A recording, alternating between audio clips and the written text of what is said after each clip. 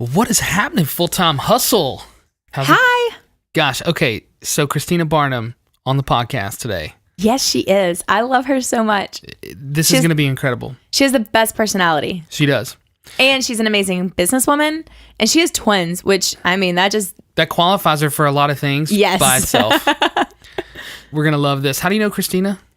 I actually don't remember how we met, but we're both photographers in the same area. Yep. And I send people her way all the time, and she sends people my way. Do me a favor, if you're listening to this today and you're not a photographer or you're not in the creative industry or wedding industry or whatever, please don't stop listening. There's a lot of really, really, really good, helpful things in the podcast for everybody today, not just photographers. We know this is going to be really awesome.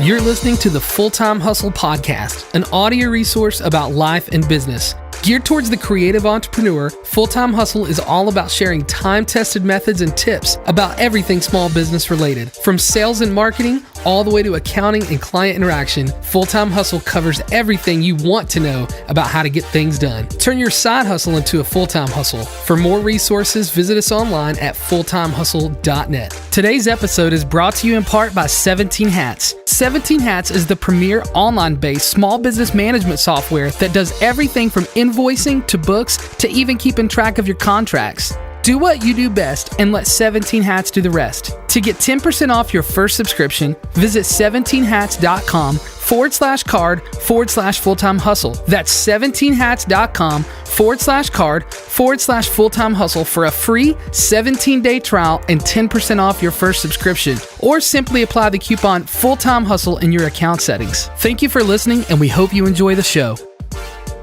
All right, everybody. Welcome Christina Barnum to the show. What's up? Hi. You pretty excited to be here? I'm so excited and so nervous. Well, don't be nervous. Okay. This is super easy and super fun. And all right. Everybody's going to love to hear from you. I mean, we definitely got you because we know you have got a lot of gold nuggets to share. And that's what we're all about. So we're just going to jump right in. So tell me just a little bit about, who you are and your business. How long have you been a bit, and just so everybody knows, Christina Barnum is a photographer and she owns Christina Barnum Photography. Yeah. And that's been happening for how long? I started photography after my kids were born, so 6 years, but the business side of things has been about 4 years. Very cool. What got you into photography? My babies. So we actually purchased a DSLR before we had our kids. And then after we moved to Texas, I didn't have any friends. I had 2 new newborns. I felt like I didn't have purpose. I was bored and I just needed a creative outlet. So I dusted off the camera that we'd purchased a year before and I started taking pictures of my babies, and then people caught on, and it's crazy how everything happened. Do you remember your first client? I do. Yeah? She was actually one of the first people that I started talking to in our new area, and she saw pictures of my kids online. She was like, I'm pregnant. Can you take some maternity photos? And I love her, and she's beautiful in all of them, but boy, if you could see the editing I had on those bad boys. Oh, yeah? Yeah. Just like vignette. Oh, terrible selective color. Yep. Harsh, awful light. Did you use...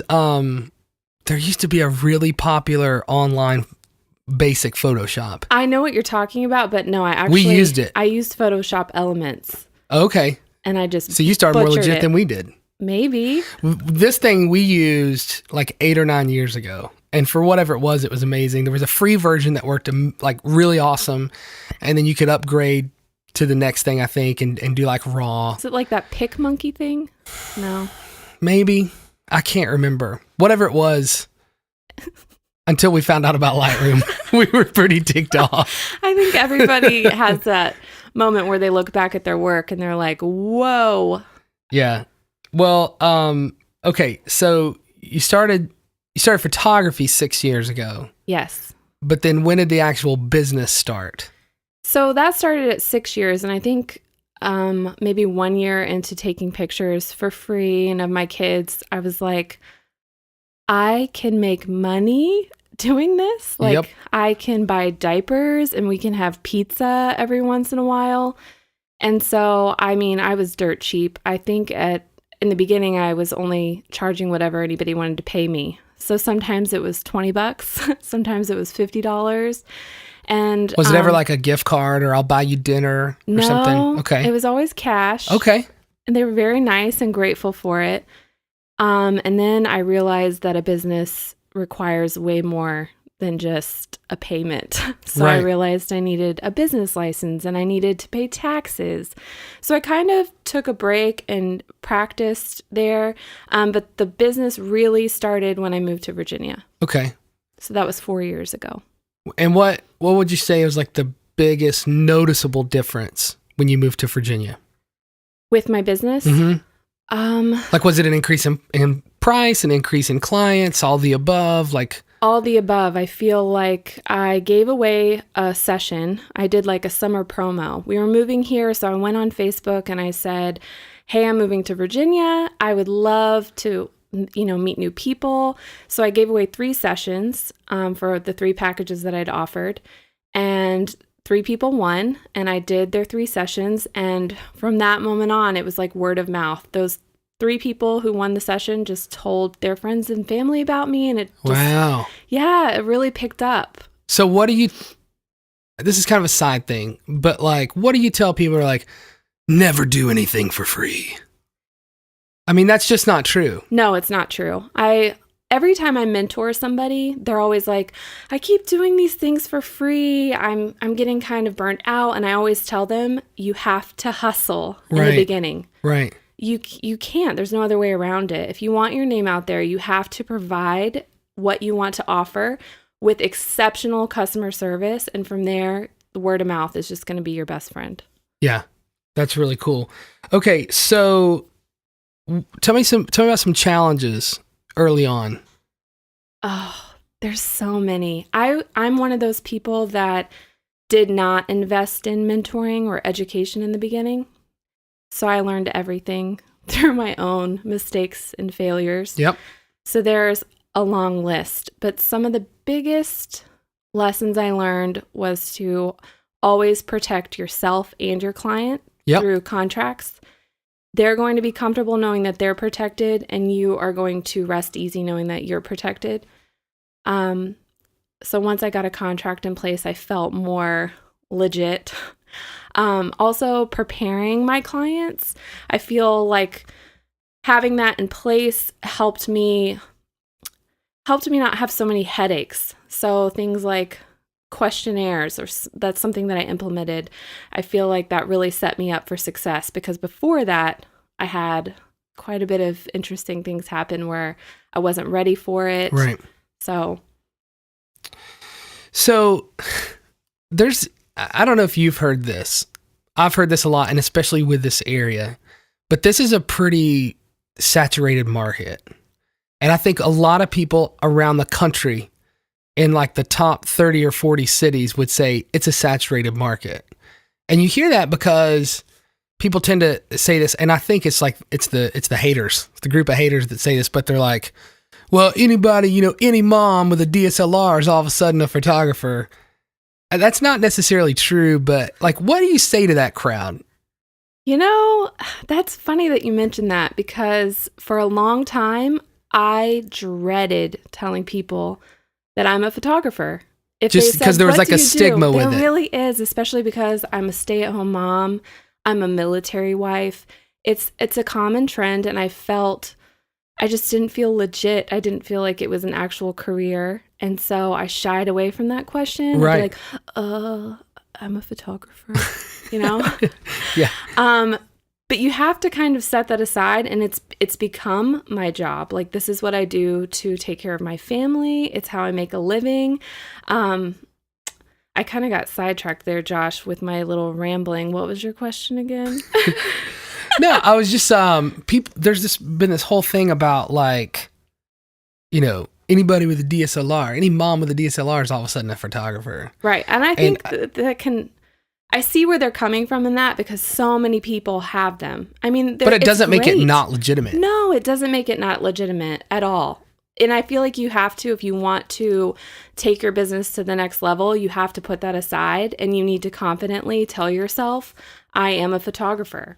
Yeah. This is my job.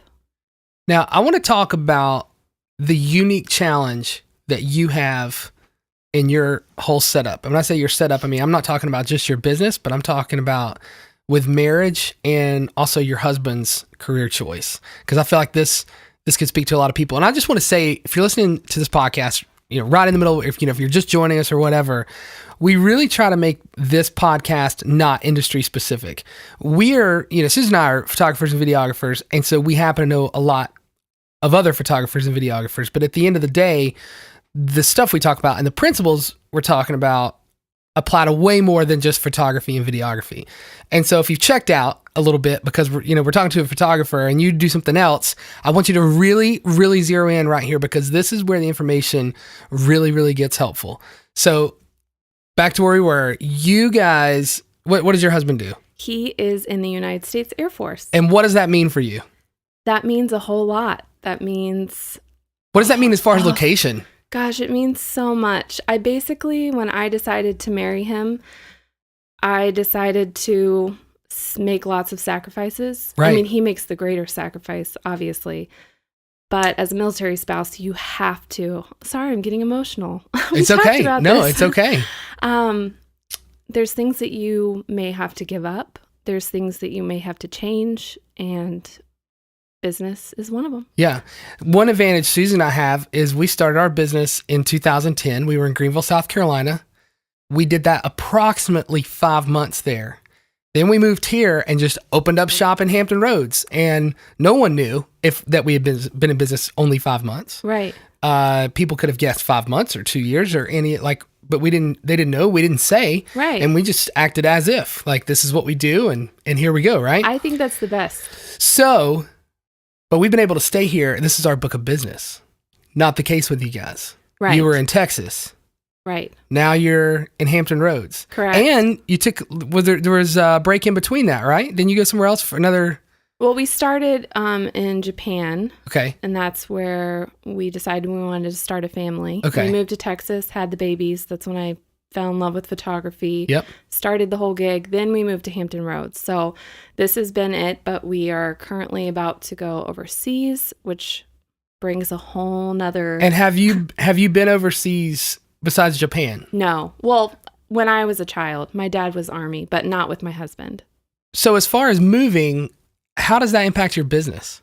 I feel like you said, you guys started for 5 months, moved, just open up shop. It was like shop. It was like a clean slate, and it was probably fun and served you well doing that. It was. And we did some freebies too. Yeah, you have to. You have to. So I feel like there's advantages to moving. Definitely. Right. I mean, like I said, when I was in Texas, I was accepting donations, basically whatever you want to pay me. But when I moved to Hampton Roads, I said, I'm going to start charging what I'm worth. So right. I looked at my cost of doing business.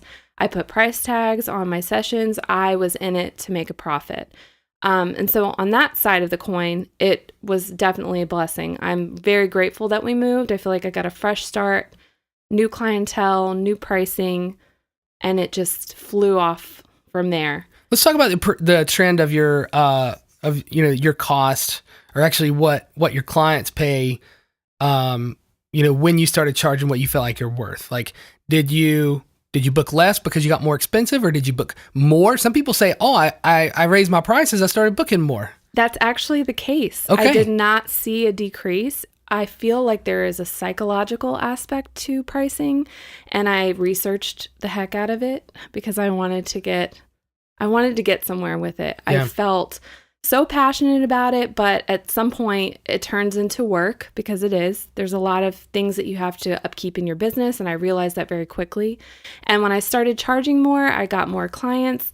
I did lose a few, but it's part of it. Sure. So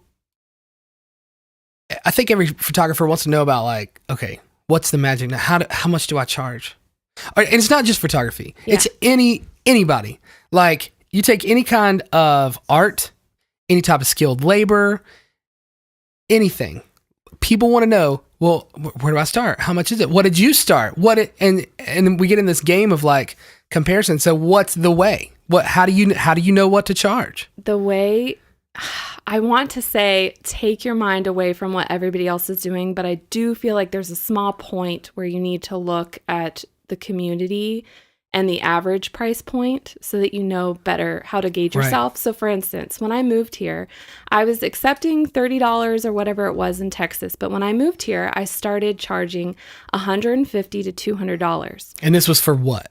For what product? An hour session, 15 digital images. Okay. So that I started with that. But then I got an email from a local photographer and she said, hey, your work is beautiful. You really need to up your pricing. Whoa. And I said, wow. That because is bold. At that point, it was bold, but I'm so grateful for it because when I moved here, I couldn't really find anybody's pricing online. I looked, I researched, not to copy anybody, but to just get a feeler, because where I came from in small town Texas, like the price would have been different there than it would be here. Right. And so I didn't know. And when she did that, I was like, wow, I can charge more? And I did. I doubled it. Whoa. Wow. That is so freaking awesome. I doubled it overnight. I was so scared, but I said, if I can book 5 more sessions at this new price, I'm keeping it. And I have never looked back. That is so crazy. And you've probably gone up since then, I would imagine? Actually, no, I found, a little bit. Here and there, like there's some small tweaks, but I found my sweet spot. Something that I'm comfortable with. I'm making money off of it. I mean, to go back to your question, if someone asks you, where should I start? You really need to look at your cost of doing business. Right. Everybody's is different. What you may use to deliver your photos may cost more than what I use to deliver mine. So you should be evaluating your business and seeing what you're spending and what you're some of those things to factor in, and you can kind of help me out here, but definitely the cost of your gear. Right. Cost of your time, taxes. Right. What are other things? I would say your website hosting, how you're delivering images, how many hard drives you have to buy, how many memory cards you need to get, the mileage, how far are you willing to drive without charging a travel fee? And then I guess there's software. Some people buy it straight out. Monthly. Or I was going to say, a lot of people are subscription based. Yeah, I'm subscription based. I pay $9.99 a month for Adobe, Lightroom, and Photoshop. I mean, that's a monthly charge. There's small little things that kind of get you over, like, I'll give you a good thing for this podcast, which is free, by the way. Like, so it's really, at this point, not a money-making. Money. You're not paying me? Sorry. Just kidding. Yeah, we lied about that. No, I'm just kidding. But so we have as far as our website, I mean, we have the hosting for the podcast, which just hosts the media. Okay. And then we have the hosting, like for the website. Those are 2 different things. We can't host those on the same platform because of some kind of weird bandwidth issue, or just wouldn't be able to be accessible as quickly or something. Anyways, that's not fair. Yeah, so that you have to do those 2 things. And then you've got WordPress, which WordPress in and of itself is free, but then there's a theme that you have to buy. Unless you're a brilliant website designer, you want to pay $2,000, which we didn't want to. So, and then if you want to upgrade the theme, right, you gotta more pay money. Yeah, and it's nickel and dime on everything. Subscriptions out the wazoo. So there's really a lot that's involved. Keep track of it. You have to. I get caught up in that too. Like, oh, I definitely need this. I definitely need that. Yeah. Then at the end of the year, when I'm preparing for taxes and I look at my expenses, I'm like, whoa, buddy, did I really need that? So there's everything we just said, and then neither of us have mentioned time or talent. Right. And that's the biggest thing. So true. That's what makes it worth it. That's what makes it fun, is when you get paid as an artist for your time and talent. Right. Now, I know in this time, I mean, it sounds like things have been like mucho successful and it's just been kind of an easy road. I know that's not reality. I think we're probably getting the highlight reel a little bit, but tell me about some failures that you've had, if you don't mind. No. I thought about this one. This is a big one, Josh. Okay. I thought about it. I was like, I'm not going to talk about this because it's a big one. I'm not very proud of it. Okay. It was very early on in my business. So you're right. Highlight reel. Things have not always been easy. And here's a big one. Okay. My very first wedding in Virginia, it was a small wedding, 15 people, not that many people. My husband had just deployed. I had to drop my kids off at their grandma's house, so I was frazzled from that aspect of things. I had to drive 4 hours to the location, which was on the top of a mountain.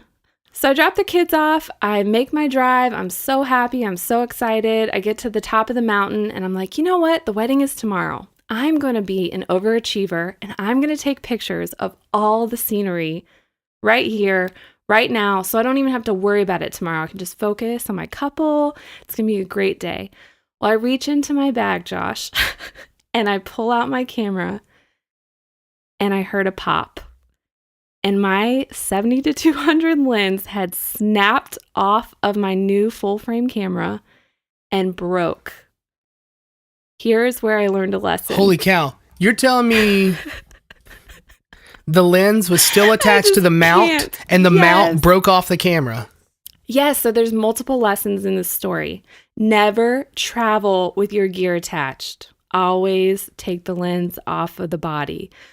I was trying to do the right thing before I left the house. I put the lens on the body just to make sure everything was working properly, like made sure I had my memory card. Probably to save time. Right, and I set it in my bag attached. Well, I pulled it out of my bag attached, and that 70-200, I'm sure you know, is heavy. It is a beast. Right.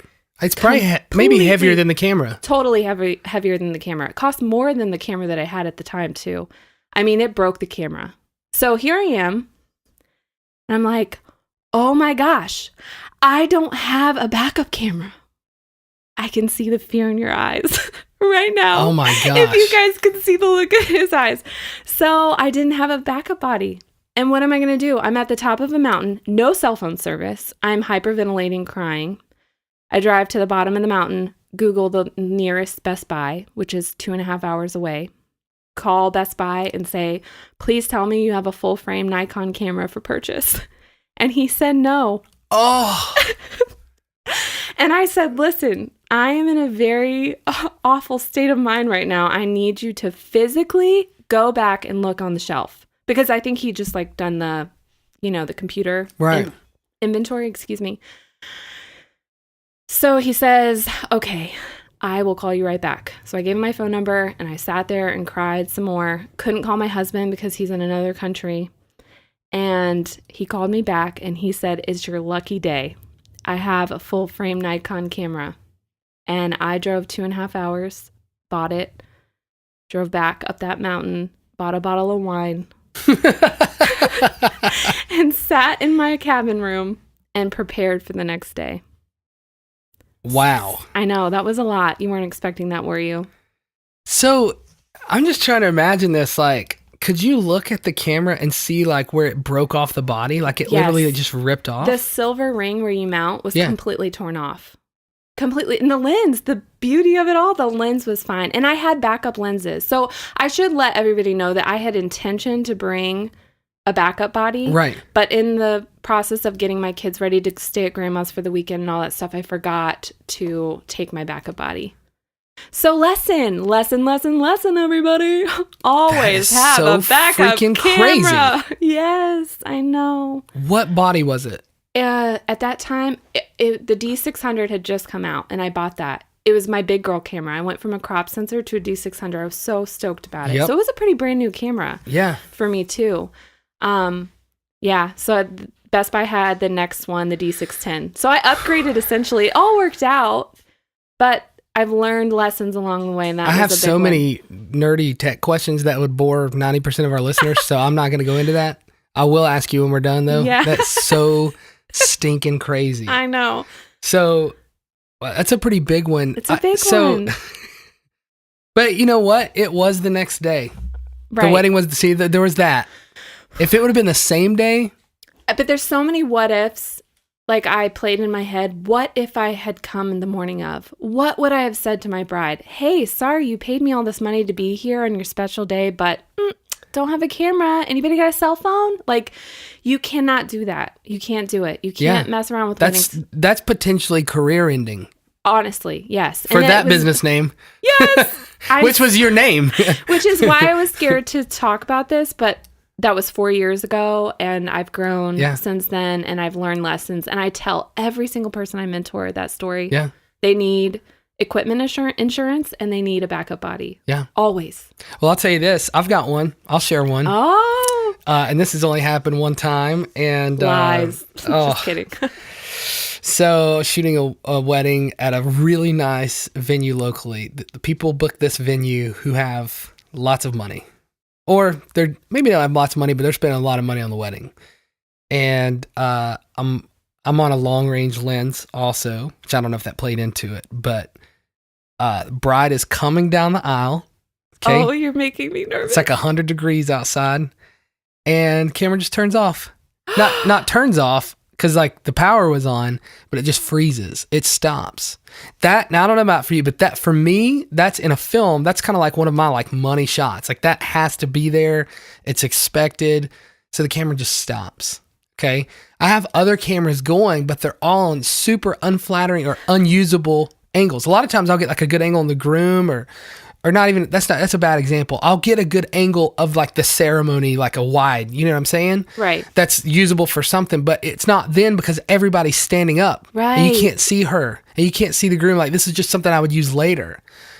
So it just quits. Oh no. Yeah. So I pulled the battery out. And when I pulled the battery out, it didn't have time to like finalize that file. So anything I did have of her coming down was lost. Yeah, so I had no shot of the bride coming down the aisle. My heart is broken for you. So I continue to film. I pulled the battery out. And the thing that I kind of guessed at the time was maybe my camera got hot. Wasn't really sure. To this day, I don't know what happened. But I pulled the battery out, tried to cool it down, put it back in, and I continued filming the ceremony and got really everything I needed but that shot. Oh. So I thought about at the end, like, what am I going to do?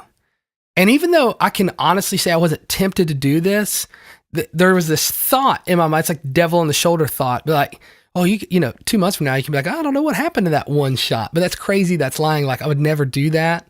But like, it's easy when you get in those situations to allow those crazy, outlandish, like completely uncharacteristic of yourself thoughts creep in because it's like, seems like the easy thing to do at the time. I did not do that. Here's what I did. As soon as the wedding was over, the second I went to the bride and groom, I was like, hey guys, I'm really sorry. There's nothing I can do about this, but the shot of you coming down the aisle, my camera shut off. There's nothing I can use. I'm terribly sorry. I don't know what to tell you, but I'm really, really sorry. All your guests are still here. Let's redo this shot. Oh, I love that. Okay. Quick on your toes, Fowler. Because here's the thing. In that moment, was she a little ticked? Absolutely. And she had every right to be. But what we got was as good of a replacement as you can ever get. And she has something. Yes, that's all that matters. And I think like 10 or 15 years down the road, she'll be like, that wasn't even me. That wasn't even like the real one. Right. We had to fake that. It's a story. But no one will ever know. Right. But I felt terrible. Of course. It's never fun making a mistake. So then I had to go and I had to read the Nikon manual. And there was 2 things I think that I did. Like, you're really actually not supposed to operate in over 100 degrees, which I don't know what I would have done. Like, it's 100. I can't be like, it's 100 degrees. Can we wait for it to cool down? Like, I would have had to do something. But I could use like a black umbrella or just maybe a piece of cloth or something to, mitigate that a little bit. And I was using an off-brand battery as a backup. Oh my goodness. So see, in that, you took your failure and now, I bet every 100 degree wedding day, you're like, oh, you got to keep this bad boy cool. Yeah, 100%. Yeah. And I'll never use an off-brand battery. Yeah. On 100 degrees. So bad. And apparently that's a bad thing to do. I want to be like, B&H, why do you sell that? If it's a bad thing, if it's like known to be a bad thing, why do you sell these crap batteries? We need to write them. We don't know. We don't know for sure that's what it was. I thank you for sharing that with me. Because after I said all that, I thought, wow, that was heavy, Christina. And I think too, like, if we're going to be really honest and really transparent, there's little things, you could almost call them little failures, that go wrong almost on every shoot. Right. Okay, so for video, we have, we have hundreds of things. We have our bodies, we have our lenses, and then we've got all our support gear. We've got our tripods and our sliders and our modifiers and our mics and our aux cables, and we have spacers to like make screws so bigger crazy. and My eyes. all this stuff. And we have backups for backups. And sometimes despite all those things, one little things will go wrong, and we have to change the course of direction. We have no choice. We're like, okay, that's not going to work. We're going to do this. You always have to be ready to just roll. I think it's just about, how you respond. Right. Honestly. I think that's a big thing for sure. So what are some things that you've implemented in your business to really set yourself up for success? Oh, lots of different things I've learned along the way. I mean, you fail in one aspect and you have to come up with a solution. Right. I feel like anywhere in my life, I try and look at something and say, how can I do better? What can I do differently? And I feel like that's really helped me grow in my business.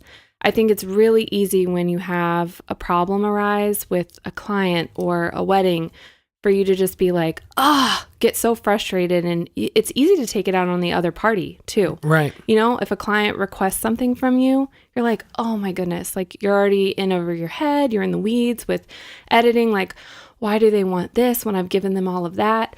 You have to really take a moment to self-reflect and look at your business and what you are doing.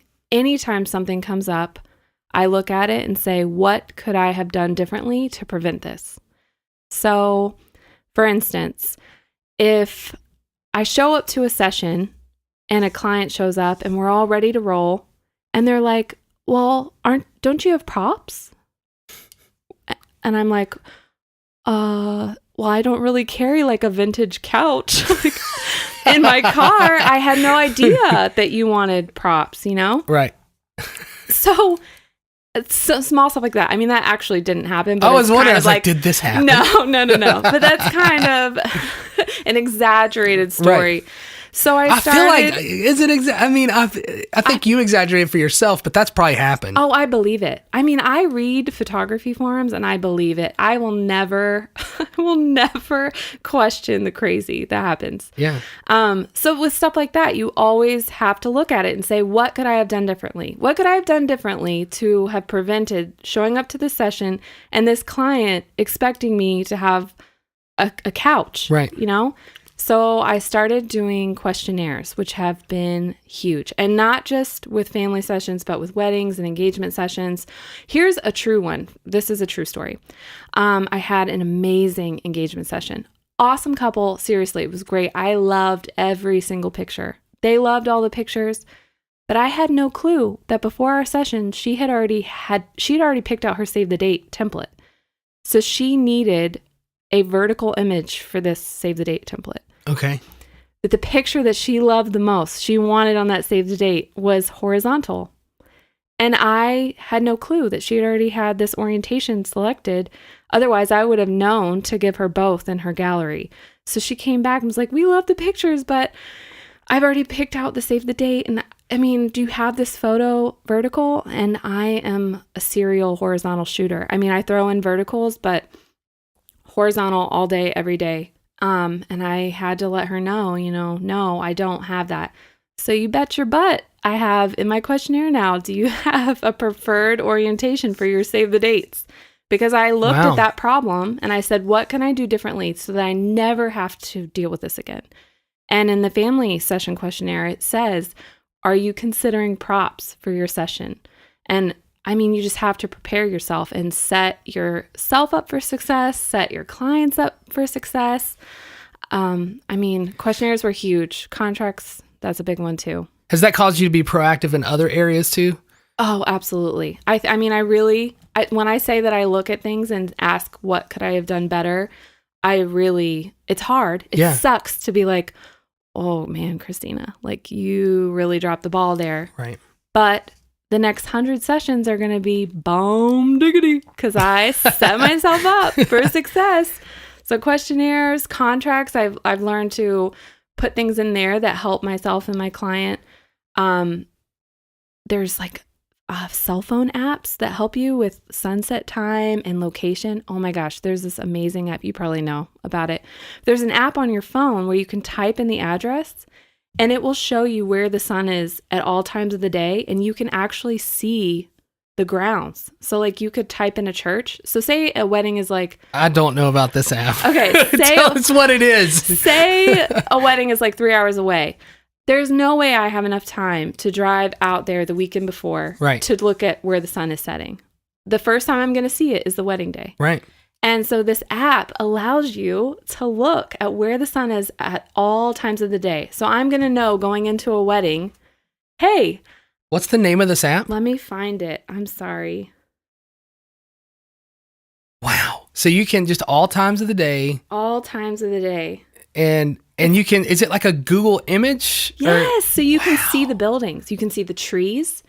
So I'm setting myself up. I know that. So the bride's like, we really want pictures on the front steps of the church at 2 p.m. I can look at that app and be like, whoa, the sun is blazing on the steps of the church and everybody's going to be squinting. And I can be on my A game and write her and say, I love that idea. However, I wanted to let you know that the sun is going to be in your faces. And I don't want you guys to be squinting in your wedding photos. Maybe we could do those pictures on the other side of the building and then we can go to the front of the building later. Wow. So it's called Sun Seeker. And I paid, I think $9.99 for it, but it is worth every penny. Wow. It's amazing. That is the craziest thing. Even here, I can tell you where the sun is all times of the day here at your house. This is just yeah, spot on. Yeah. Amazing, right? Yeah. And then you can look at the map and you can actually see. This explains so well why my sidewalk never gets thawed out, ever. It's over there. Oh. And we have to scrape it. Like, it's like 80 degrees out and we still got ice. Like, it's crazy. Because it just never sees the sun. That's an exaggeration. That's so funny. That's awesome. I know. So you're like a systems and processes person. Yeah, I like to find tools that help and assist me in every way to help me succeed. I mean, who wants to fail? Right. But you have to fail sometimes, obviously, to learn these lessons. And then you implement them into your business. And then from there, it's like you never have to deal with it again. Okay, so I want to go back to one thing. I really want to camp out on the military aspect of what we were talking about because they're truly, I mean, if you look at the numbers, there are, how many people are, how many people are in the military? 1% of the population? Yes. Isn't that insane? We are so very small we have percentage. millions of people in the military. Yes. When it boils right down to it. But in the grand scheme of things. Wow. Small percentage. And I would say of those, we have hundreds of thousands who have to move at least every 3 to 4 years. Absolutely. Yeah. Some people don't have to move that often, but it's pretty unlikely. So tell me about your success or what you would tell other people. Like, what advice would you give them when it comes to picking everything up, moving somewhere completely new and just starting over? If I told you... because you're honestly kind of an expert at it. I'm becoming one. We've been pretty fortunate staying here for quite a while. Well, it's 4 years. But I'm learning very quickly. If I told you what I thought about it, it would be big, scary, hairy thoughts. Let's do it. Because it freaks me out. Yeah. I get very emotional about it. I shut down. I say all the worst negative things. But I'm going to tell you what my husband would say. Okay. He's the one that keeps me going. Okay. We will find a way. Period. That's good. We will find a way. And everywhere you move is different. Every county has different laws. Every state has different laws. Now we're talking about moving to another country. That's a whole nother ballgame. And it can be really intimidating. So intimidating that I just say, you know what? Forget what I've done the past 6 years. I'm done. Like, it could be that easy for me because I just get so overwhelmed with all the negative thoughts. Yeah. And thinking about having to start over and thinking about what I have here and how it won't be the same. But if you want it bad enough, you find a way to make something happen. Right. And would you say, like, obviously you're passionate about photography. Right. And Susan and I are passionate about videography and photography. But at the end of the day, it is just means to an end. Right. I think the thing we're most passionate about is that we get to control our income to a degree. We definitely get to control our time. And we see each other a lot more because of what we're able to do. And even though you can't control your husband's time or his career, you can control what you do. And that has a big influence on the time you guys get to spend together when he's not working. Right. Now, when I want you to be as specific as possible with this. If there's things you can't talk about because they're military related, that's totally fine. But talk to me about how things are going to change when you guys move overseas at the end of this year. Because there's some really unique challenges I know about, and I want to hear kind of what you're doing and how other people can take that those same principles and they can run with that also. All right. So I've really learned with our current upcoming move that you have to be flexible. I was told when we were originally supposed to move to Italy. And I was so excited, Josh. My mind went to all the beautiful places that I was going to be able to photograph. I imagined elopements and weddings. Because it's and Italy. Romance. Like, I was drooling thinking about it. Yeah. So I immediately went on Facebook, looked up the photography clubs in the area, and I was devastated when I found out that I could not legally have a business. Devastated. I cried. I was sick to my stomach. I was just, especially because it was something that everybody knew we were moving and they know that I'm a photographer. Yeah. So having everybody say, your pictures out there are going to be incredible and I can't wait to see all your sessions and weddings, and to secretly know that it was like done. Yeah. Was so hard. And that's just because it's like a conflict of interest, or it breaks a rule. It's a law. So It's a the law. law between Italy and the United States basically says no United States citizen can have their own business. It basically takes away from the Italian economy. It makes sense, but it really sucks. Wow. You know? So of course my husband said, we will make it work, period. We will find a way. You cannot give up that easily. So I spoke with my attorney and she basically told me that I could keep my business open here. Mm-hmm. She'll be the active member. So I basically am going to keep Christina Barnum Photography open here. So I'm not going to lay that to rest yet. But I really started this business because I found something that I love to do that I could make money off of. I mean, we had 2 babies. We needed diapers. We wanted to have fun every once in a while, and we needed the extra income. So I just turned that switch back on in my head and said, it doesn't have to be photography. It doesn't. Yeah. Of course I want to do it, but I'm a creative person and I'm going to find a way. So I started vlogging, and it's been a slow process. I haven't done it as much as I'd like, but I'm getting used to having a camera during like daily activities. I'm learning how to like quickly edit video. Way immature compared to what you do. I mean, I'm using iMovie. That's sweet. Okay. I appreciate that. But iMovie's great. You'd be shocked what you can do in iMovie. I'm so impressed with myself and how I've grown. And so my channel is slowly but surely growing, but I plan on changing it into something completely different when we move. I'm going to travel and we're going to vlog our travels, and I want to eventually make money on YouTube. Yep. I plan on doing how-to tutorials on YouTube. So I decided to become an Amazon affiliate.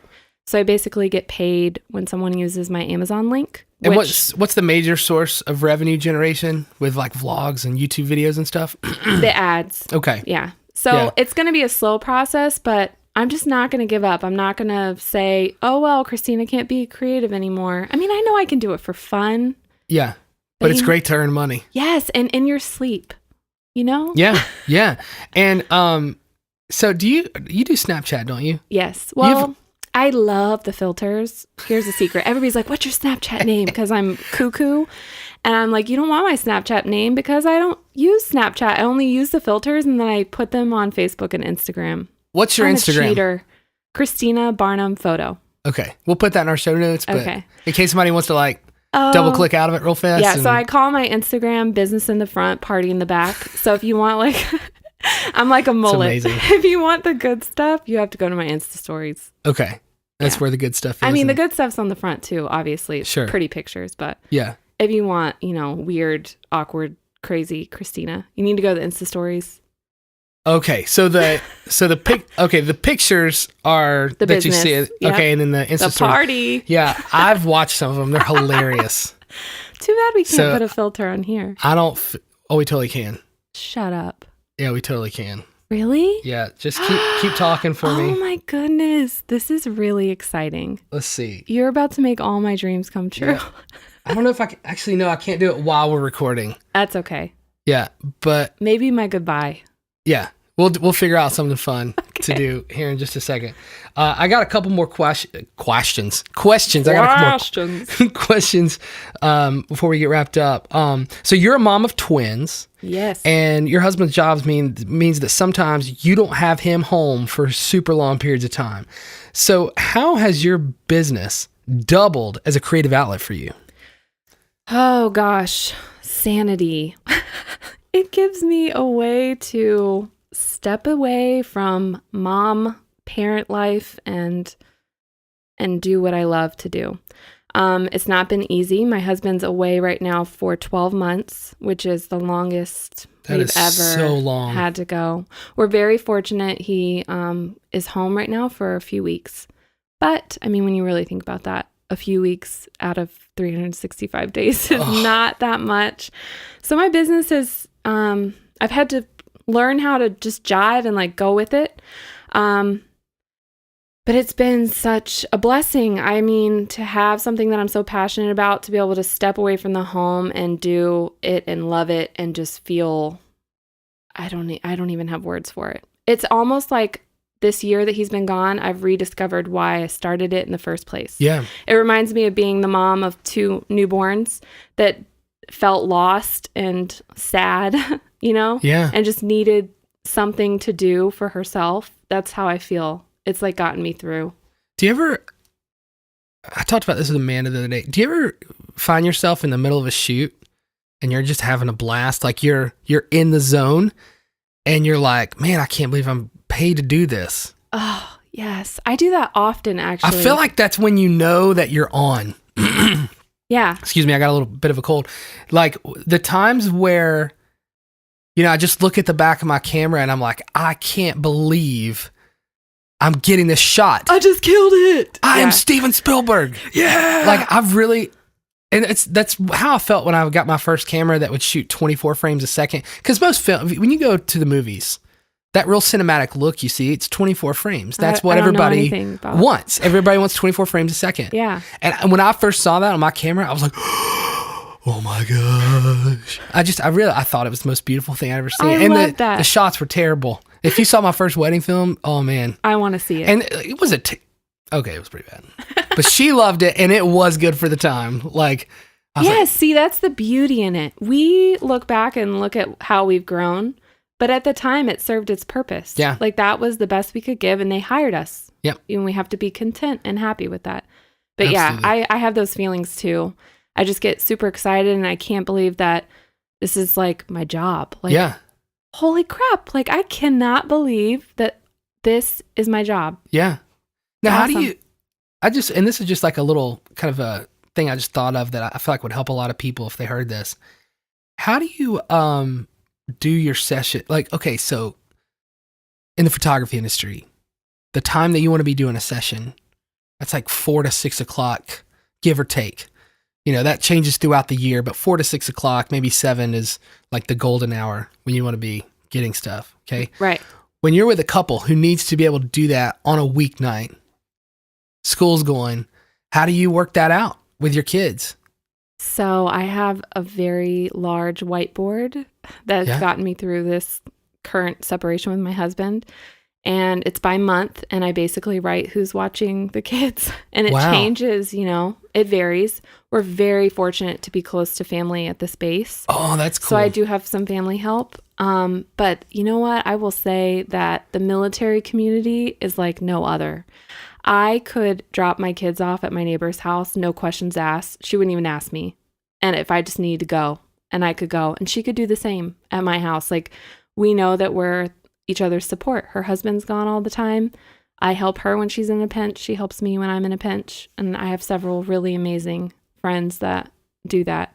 And then of course I pay people to watch them as well. But I'm just saying, finding like the community, that support and system. the support. I mean, it really does take a village.